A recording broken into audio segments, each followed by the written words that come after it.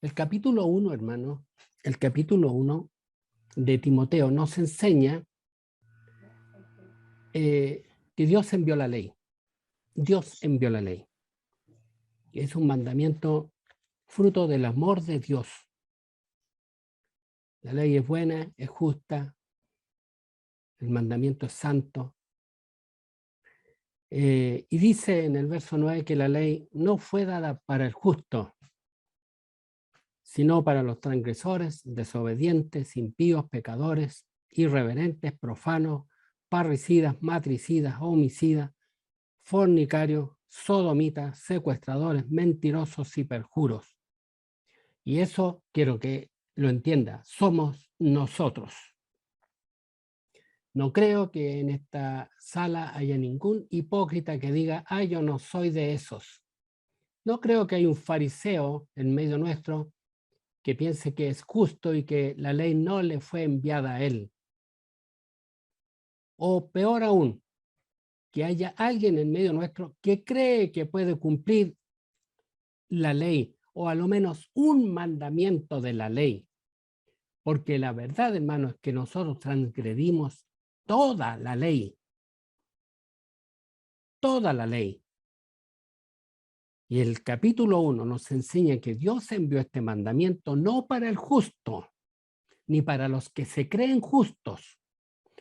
Porque algunos hipócritas dicen, no es para mí, yo soy justo, esta ley fue mandada para el que anda asaltando, robando por ahí, al que se anda metiendo en las casas, al que anda vendiendo droga, para mí no. Usted tiene que dar gracias a Dios que la ley le fue enviada a usted. Esto tiene que tenerlo claro, hermano. Esto tiene que tenerlo claro. La ley no fue enviada al justo, ni para los que se creen justos, ni tampoco fue enviada para los que crean que la puedan cumplir, sean salvos. Romanos 3:20, ya que por las obras de la ley ningún ser humano será justificado delante de él, ya que por las obras de la ley ningún ser humano será justificado delante de él. Romanos 7:14, porque sabemos que la ley es espiritual, mas yo soy carnal, vendido al pecado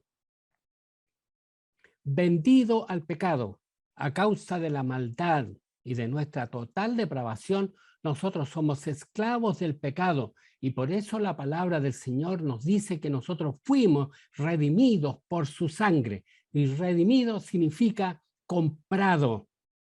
En primer lugar, fuimos vendidos al pecado por nuestra maldad, pero luego fuimos comprados por la sangre de Cristo, porque por medio de la ley es el conocimiento del pecado. Hermanos, somos salvos por gracia. Somos salvos porque alguien vino a la tierra, a este matadero, donde estaban todos los hombres dispuestos para ser lanzados al infierno. Mas vino uno con su sangre y compró a los que él quiso. Porque nosotros nunca quisimos ser salvos. Porque Dios miró desde los cielos a ver si había un entendido, uno solo que buscara a Dios y no encontró a ninguno. Por lo tanto, la salvación es por gracia, hermano. Es por gracia y por misericordia. Y esto es clave para la verdad del evangelio, para el verdadero evangelio. Y eso nos enseña la palabra, hermano, en el capítulo 1. Es decir, hermano, la ley no fue dada para que los hombres fueran conscientes de su total depravación. Hermanos, no hay gente mala y muy re mala.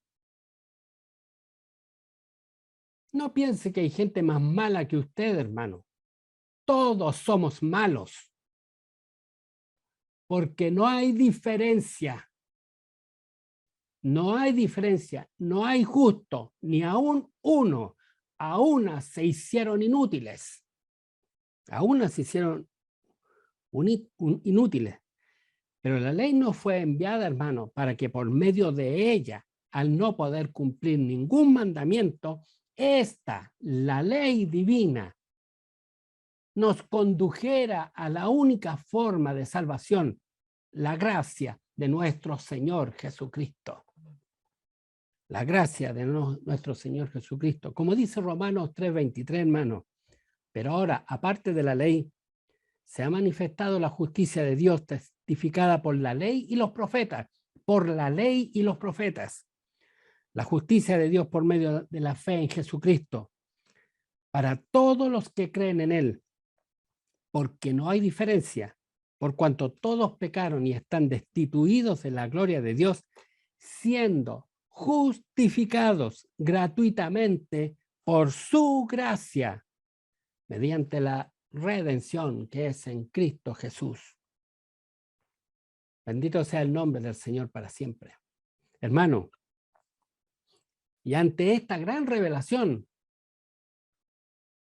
Pablo, cuando entiende estas cosas, él, una vez que tiene su encuentro con Jesús, él sale a la calle. Él va a los hombres con una sola predicación. Y esta predicación es que Cristo Jesús vino al mundo a salvar a los pecadores. Hermano, él va por las calles y quiero que lo imaginen en esta hora diciéndole, es verdad, Cristo salva a los pecadores. Y quiero que entiendan que el término pecador denomina al hombre más malo que pueda existir. El pecado es horrendo, hermano. Y Pablo dice, es verdad, palabra fiel y digna, dice, de ser recibida por todos. Cristo Jesús vino al mundo a salvar a los pecadores. Y dice, y yo era el peor de todos. De todos los pecadores, yo era el peor de todos. Como dice la palabra del Señor, la ley no fue dada para el justo, sino para los peores de los pecadores. Para nosotros, hermano, para nosotros. Y por eso Pablo glorifica al Señor. Pablo, el peor de los pecadores, se dice él a sí mismo. Fui recibido a misericordia. El Señor dice, me perdonó. Perdonó toda mi maldad. Es como que él coloca una fila de pecadores, hermano, en que adelante está el más malo y luego los demás. Y él se considera que está en primer lugar. Y da gracias al Señor porque dice, no tan solo me perdonó mis pecados, sino que yo siendo infiel, me puso a mí y me envió a los hombres para anunciarles que Cristo Jesús vino al mundo para salvar a los pecadores. A mí, dice, a mí, habiendo yo sido blasfemo, injuriador, homicida, a mí me puso para proclamarle a los pueblos que Jesús perdona a los pecadores, a los transgresores, a los desobedientes, a los impíos y pecadores, irreverentes y profanos. A mí me puso para testificar esto. Bendito sea el nombre del Señor. Y dice, y seguramente me eligió a mí para ejemplo de los demás, para que los demás vean que Jesús sí perdona los pecados. Eso está, hermano, en el capítulo 1. En el capítulo 1. No tan solo lo perdonó, hermano, sino que ahora le dice, ve, anuncia, Jesús vino a salvar a los pecadores. Él vino a perdonar los pecados. Él vino a perdonar los pecados. Ahora, la pregunta, hermano, que sale de esta escuela dominical, ¿a quién hay que predicarle? ¿A quién hay que predicarles? Y el verso de esta mañana dice, exhorto ante todo que se hagan rogativas, oraciones, peticiones y acciones de gracia por todos los hombres. Hermano, deben hacerse rogativas, oraciones, peticiones y acciones de gracia por todos los hombres. ¿Mm? Por todos los hombres, y agrega la palabra del Señor, por los reyes y por todos los que están en eminencia, por los reyes y por todos los que están en eminencia, por el presidente de la República, por el Parlamento, por los tribunales de justicia, por toda persona que esté en eminencia, por los gobernadores. Pero aquí viene la pregunta, hermano, aquí viene la pregunta. ¿Para qué vamos a orar? ¿Para qué vamos a hacer rogativas, peticiones y acciones de gracia? ¿Para que le vaya bien en su gobierno?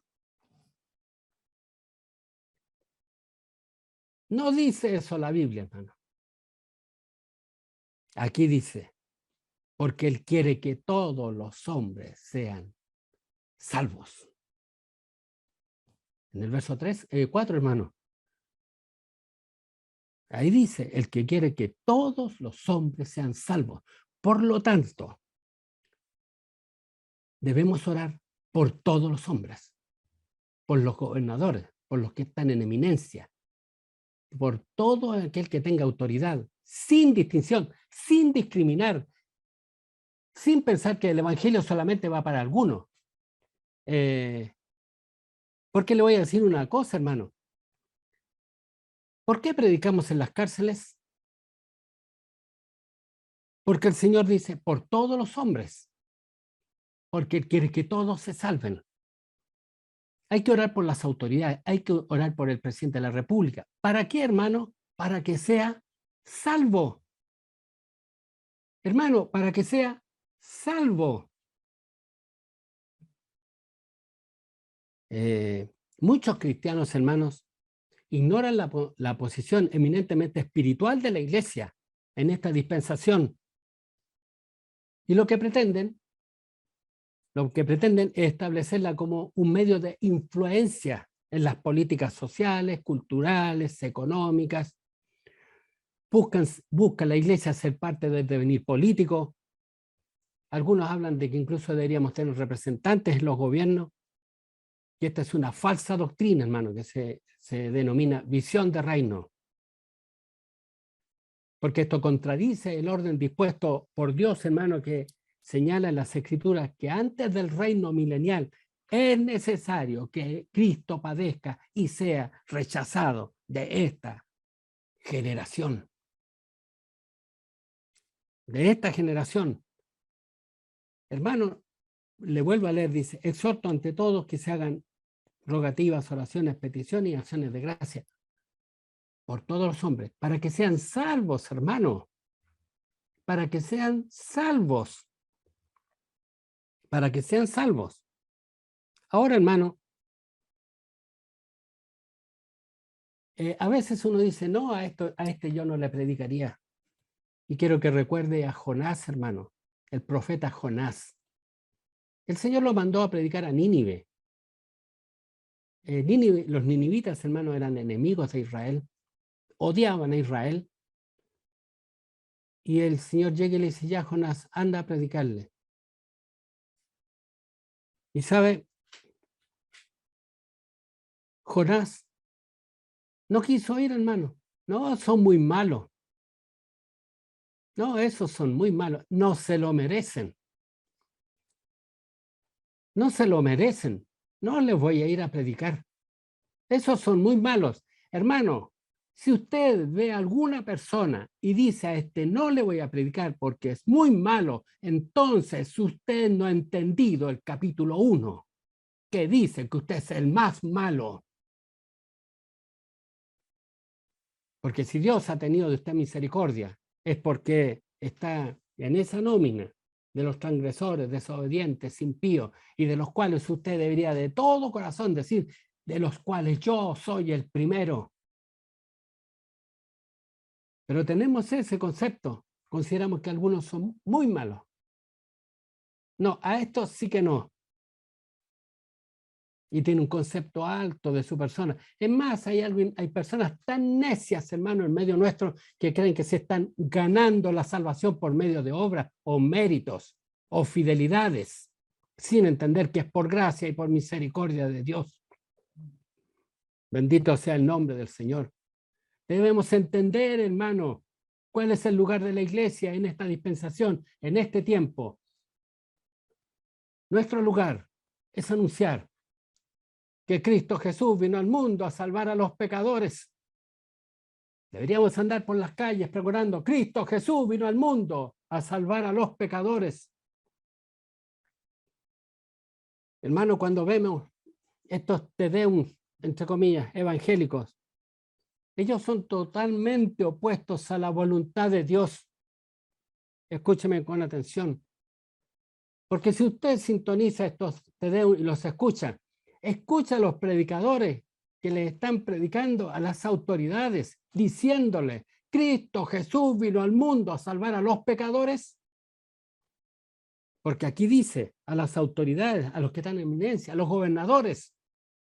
Y usted ve a los obispos, a quienes les tocan predicar en ese minuto, que le anuncian a las autoridades que Cristo Jesús vino al mundo a salvar a los pecadores. No, hermano. Ahí están reclamando sueldos éticos, pensiones dignas, igualdad, equidad,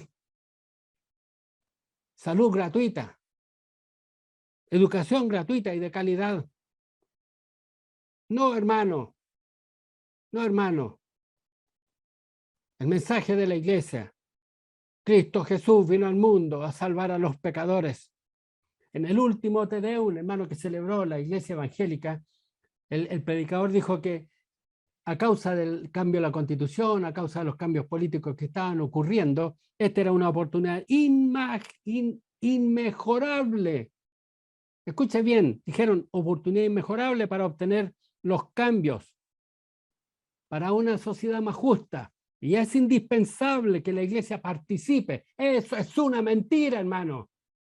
Este mundo irá de peor en peor con todas sus autoridades. Por lo tanto, nuestra labor es hacer rogativas, oraciones, peticiones y dar gracias a Dios para que todos los hombres se salven, aún por las autoridades y los que están en eminencia. Y supiera usted los gobernadores que habían en el tiempo de Pablo: homicidas, matricidas, hombres pervertidos y degenerados. Sin embargo, ahí está Pablo, encerrado en la cárcel, doblando su rodilla, diciendo: Señor, ten misericordia de él. Perdónalo, Señor. Y cuando usted como iglesia, cuando usted como hermano haga esto, usted estará con paz y tranquilidad. No importa que a su alrededor haya una guerra civil, no importa que no haya pan, no importa que no haya aceite, no importa que no haya de comer, mientras tú estés haciendo rogativa para que los hombres se salven, estarás en paz. Como lo dice la palabra del Señor en esta mañana. Dice la palabra del Señor: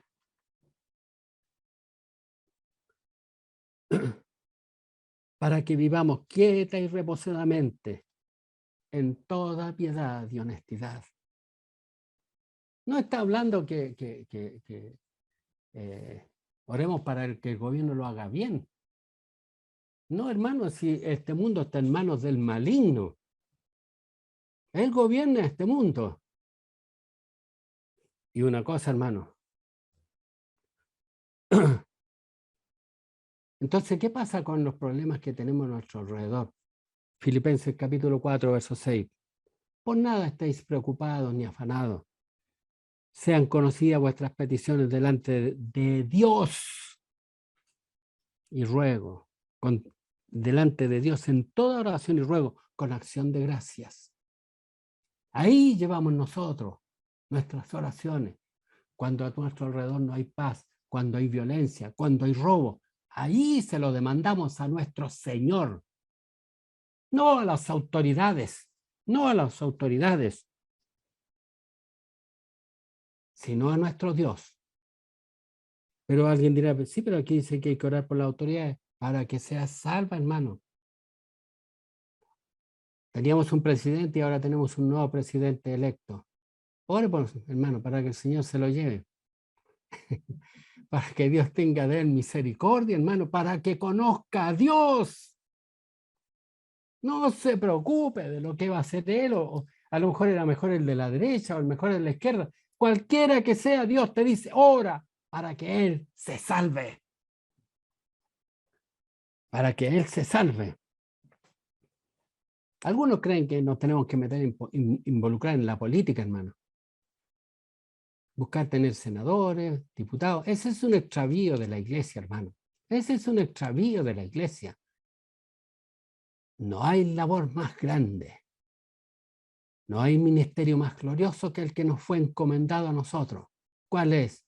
Palabra fiel y digna de ser recibida de todos.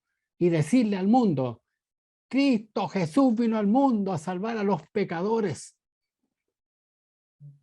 de los cuales yo era el peor de todos y tuvo de mí misericordia.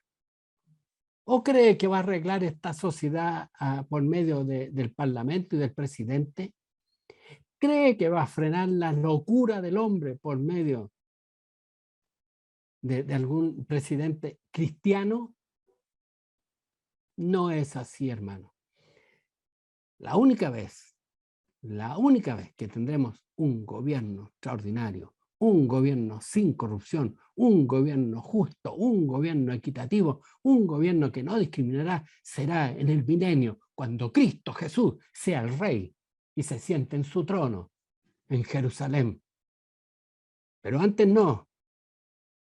El mundo está bajo el maligno y nosotros debemos orar para que todos se salven. Para que todos se salven.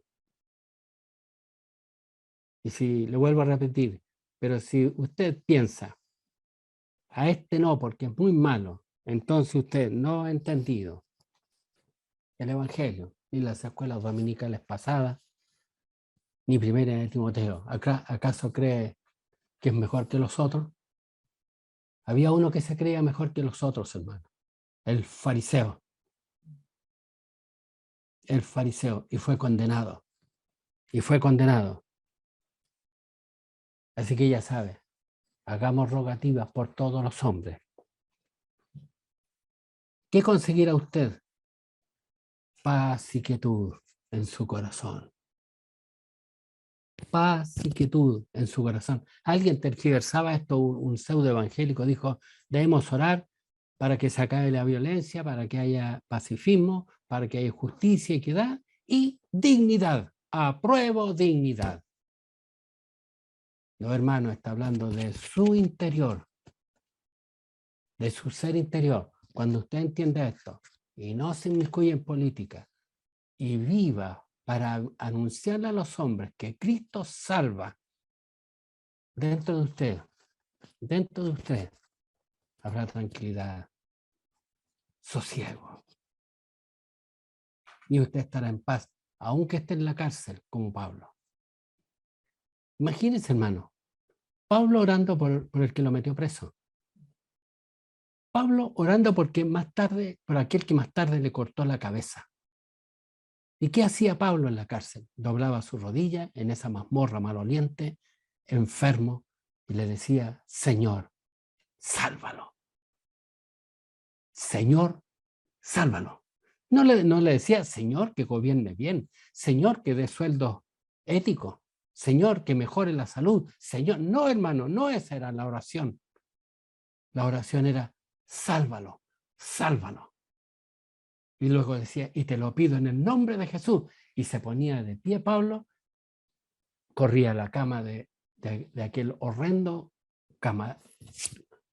La cama que tenía se cubría y dormía plácidamente.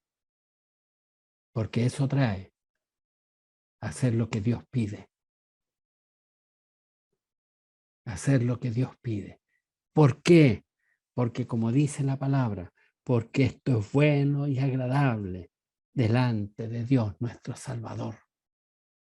Sí, incluso nosotros leemos el libro de Ezequiel, hermano, mire los sentimientos de Dios para todo hombre perverso, para todos los impíos. Este le mandaba a Dios a Ezequiel, hermano, al profeta. Ezequiel le decía, ven, pueblo era una plaga de perversos en extremo, impíos. Se tonsuraban el cabello, se casaban entre hombres con hombres, mujeres con mujeres, se complacían matando niños, como el aborto de este tiempo. Sin embargo, Dios llama a Ezequiel y le dice en el capítulo 33, verso 11, diles, vivo yo, dice Jehová el Señor, que no quiero la muerte del impío, sino que se vuelva el impío de su camino, y yo le daré vida, y yo lo voy a perdonar. Esa es la labor de la iglesia. Cuando ore por todos los hombres, por ese vecino, que usted lo único que quiere es que se muera, que te ha hecho tan difícil la vida, por ese patrón abusador. Mire, por ese patrón abusador. En la tarde, cuando llegue a acostarse, doble la rodilla en su cama y dígale, Señor, sálvalo, que te conozca, Señor. Luego usted se va a ir a acostar y va a dormir plácidamente. No se le va a ir el sueño. Porque aquí dice la palabra del Señor, para que vivamos quieta y reposadamente en toda piedad y honestidad. No está hablando de esta sociedad, hermano. Porque hay un cierto egoísmo. Voy a ahorrar por el presidente para que la economía esté bien y yo esté bien. No importa que estemos mal y en una sociedad que se pudre, hermano. Pero en medio de todo es ore para que los hombres se salven. Aún las autoridades, los que están en eminencia. Y eso es lo que enseña su palabra. Ese es el sentimiento de Dios, hermano. Y por eso lo único que anhela de su iglesia es que llevemos este mensaje.